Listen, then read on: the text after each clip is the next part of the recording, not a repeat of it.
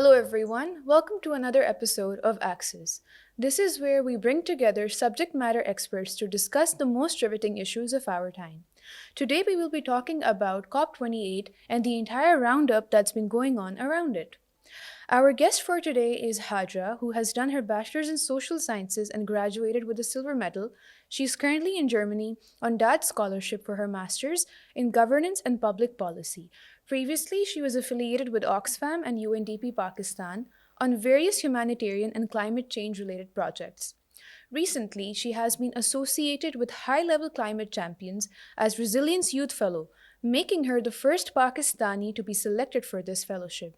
Thank you so much, Hajra, for taking out the time for this podcast. How are you doing? Thank you so much, Javairyah, for the invite. I'm doing great. How are you? I'm good too, and it's a pleasure to host you. So, before we really dive into, the technical part of all about the climate change and the green finance and a lot of emission talk, let's really just get down to what exactly is the significance of the COP and what was the idea behind the conceptualization? Why is it so important today? Yeah, so I'll start off by explaining COP in a very simple word so people can understand what COP actually is. So the COP meetings are crucial international gatherings where representatives from various countries come together and they discuss and negotiate different efforts to address climate change. These conferences actually play a vital role in shaping international climate policy, setting different targets, and implementation measures to mitigate and adapt to the impacts of climate change. And what is essential to know for the people is that COP was established as a supreme decision making body of the UNFCCC. And the first meeting of COP was held at Berlin in 1995. So since 1995, it has been taking place annually and bringing together different representatives from the member countries to assess progress in dealing with climate change. And the COP meetings have actually played a crucial role in shaping the global response to climate change, which we have seen that have led to key agreements such as the Kyoto Protocol and the Paris Agreement. So its primary goal is to strengthen the global response and limit the average temperature. So, yeah. So, it's interesting that you talk about the global response, which seems to be lagging when it comes to a lot of conflicts around the world. But I really want to understand how serious is the entire environment at COP28 with regards to its major commitments and what was announced and what do we expect to see from this particular summit that took place? And also, given that it was hosted in UAE. Yeah, so the major commitments contained in the final negotiated text, I would list them down and then I will go down to detail about why they didn't go down well with a lot of civil society organization and the youth activists.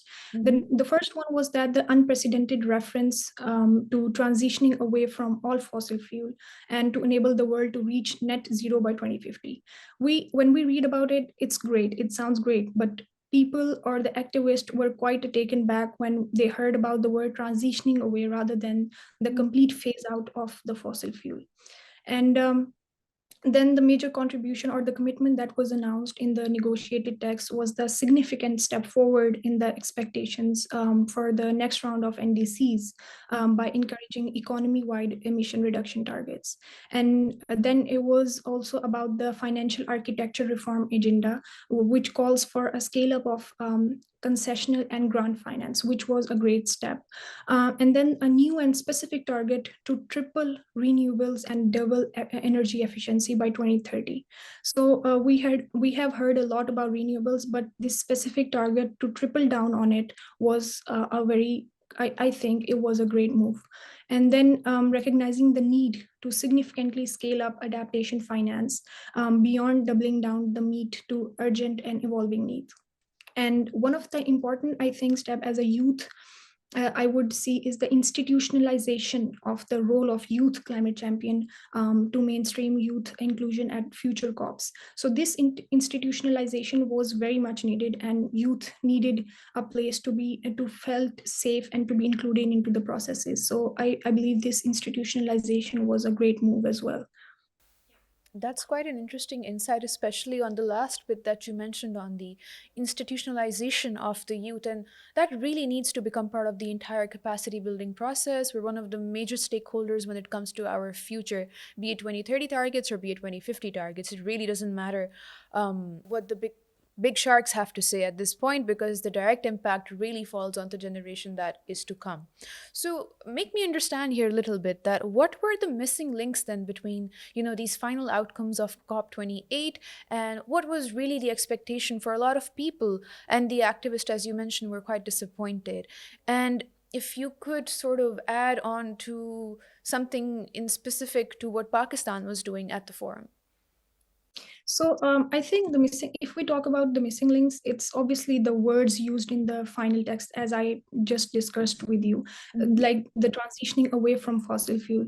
So what was ignored in this aspect was that how equitably the fund will transition, or how the historically polluters, which we know as the global north, will assume accountability, Mhm. and island nations who call for an end to fossil fuel production and consumption.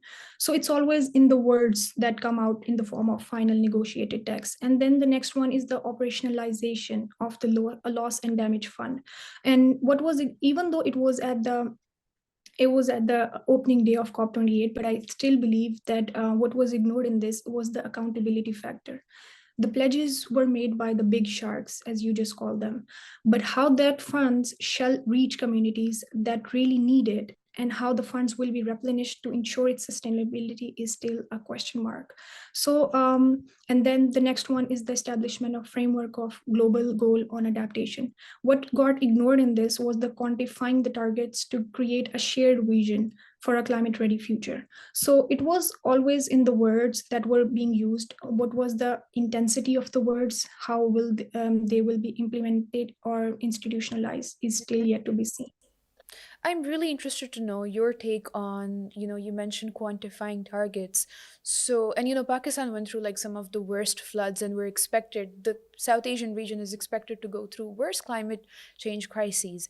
So, really make me understand in your own perspective or your understanding of how these loss and damage pledges actually work when it comes down to, because the person on ground that is affected is probably a farmer who has no idea about these pledges, right? So, how do you then repatriate that sort of amount to a farmer that loses his land, the yield, and everything that comes forward? How do countries then make it operational, as you just questioned, the final negotiated text as well?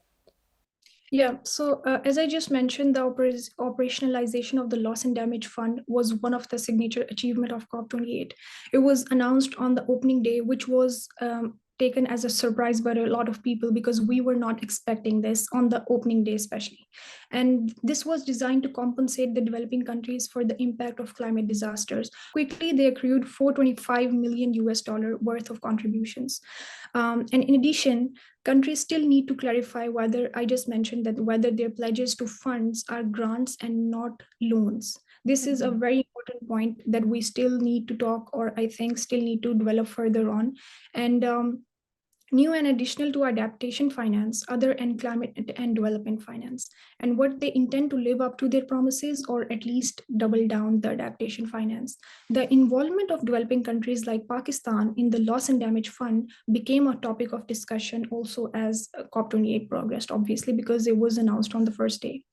But one positive is that a majority of the funds, like the 26 board members, will be from the developing countries, which is a great step, ensuring that their role is a substantial one. However, a more controversial matter, I believe, was that the fund was established under the guidance of World Bank, which some developing countries feel is too hesitant to mobilize funds whenever required. And meanwhile, the debate also ensured surrounding the matter of the fund's donor base. An initial 100 million US dollar commitment from the COP28 host, the UAE, led some parties such as the US to suggest that developing countries could pay into the fund as well.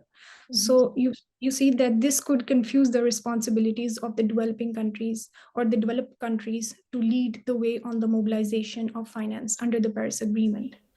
So yeah. You shared some quite interesting things on the technical front, and from my understanding, I do believe that perhaps we require a rigorous undertaking of international environmental law in order to sort of clarify these confusions that these summits are currently creating with regards to the loss and damage framework, with regards to the implementation policies, because a lot of countries don't want to just oblige to whatever comes out of these summits, right? Not a lot of these things are binding, as we see for many UN organizations. So in Pakistan's case, we tend to comment about how before it was FATF before, and now it is the climate geopolitics that is targeting these countries when it comes to cutting down emissions. All the talk about green markets and carbon markets, that seems to be sort of ensnaring developing countries into giving up their right to industrialize. But all that talk aside, I would like to understand from you then, you as a representing the youth as well as Pakistan, how do you sort of understand or see the COP sort of giving a base to the youth? What sort of role did the youth play? And do you think that they were embedded the right way in the COP28, or was it rather controversial given some of the activists were quite manhandled, by the way? Yeah, so I think COP28 delivered both on the first global stock take and the first youth stock take. So the first ever youth stock take, which might for most people they might not know what stock take is. It is also known as an appraisal for how far the world has come in tackling climate change and how far it still has to go. So I would suggest one thing for the people or the young people who are watching this podcast is to go and read about the youth stock take. I used to call it as the piece of art. It explains everything that the youth wanted to do or what they did or what were the key recommendations in that stock take. And this first stock take processes form the key components in the mechanism of Paris Agreement. They both provide an assessment of collective progress on achieving the climate goals. So Mhm. this is where young people can have a pioneer role and engagement to support as well as contribute to the climate goals on local, regional, and global level. So the findings of this topic suggest that involving youth in climate policy leads to tangible climate actions at local, regional, and global levels. So furthermore, the LQI, I'm so grateful and I'm so happy that when I heard about the local conference of youth that happened at NUST, which has been a vital platform enabling youth to come together and share their best practices in key climate change negotiations such as adaptation and mitigation. So I believe it is processes like these that need to happen in order to make youth and their voices being heard at such international platforms. I think when you speak about the institutionalization of youth within the climate activism, universities, academia then play an important role. And thanks for mentioning what NUS did quite recently. I think it's an important factor enabling advocacy in order to enable the youth to actually understand how to push forward the narratives, the ideas, and what's really going on out in the global theater as well. So, I would just like to understand a little bit more on the technical front with, or perhaps your understanding of what Germany is doing since you're based there. What sort of movements are you witnessing, um, you know, living there with regards to the climate action and climate activism? I think I would still say the same that I just said at the start was how the pledges are being made. Mhm. And I would not single out any one country in this regard, but I would say that the pledges are being made by the global north. But what is still yet to be seen is how they get operationalized in the true sense of the word. Not just the words, not just the policies being rendered around other policies or the words or the manipulations, how they get operationalized, it's still yet to be seen, and we want to work towards that and we want to see its achievement, and I think we're looking forward to that. That's all I have to say on that. All right. So, any final comments about the COP28, and also with regards to what sort of trends do you see for the future summits? And perhaps will we hear you speak there? Yeah, I think my final words would be about how countries translate this final negotiated text that I just talked about, and what their next round of NDCs or domestic legislations or policies would be, and how they turn down on the fossil fuel side of this. And I think global agreements can send the right signals, but what the world's fate will ultimately be determined depends whether the countries play their part in addressing the climate crisis or not. So yeah. Well, thank you, Hajra. I do think that Pakistan, I keep bringing it back to the country because we're one of the most affected climate change nations. On our end, when we're seeing government dish out policies with regards to the national action plans, or rather some committees or ministries based on it, I really do think that there needs to be um, further inclusion of what's going on in the ground, and it's really making the climate related text available in terms of language, in terms of its operationalization, and also in terms of how we're bringing together the advocacy and the community on this one particular goal. And one of my interesting takes for this would be, if the problems of South Asia in terms of hardcore geopolitical conflicts are not resolved, will we ever see climate cooperation in South Asia? We know that SARC didn't work out.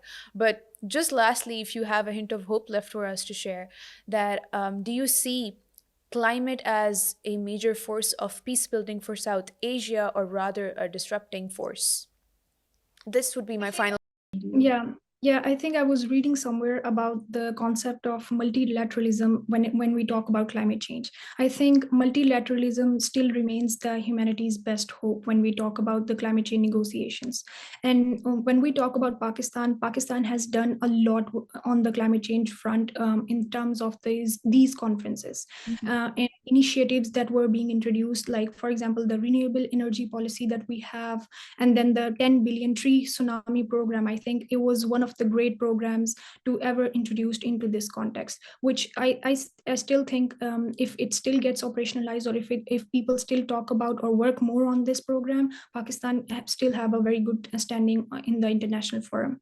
So yes, work still needs to be done, but I still think it requires a lot of international cooperation, and also developing countries need to stand for themselves. Yeah. Thank you so much, Hajra, for your insights on what happened on the COP28. That was a wonderful roundup. And we do hope to see a larger commitment and institutionalization of youth that is actually going to bear, the impact of all that's happening right now. Thank you so much, everyone, for joining us for this episode. See you again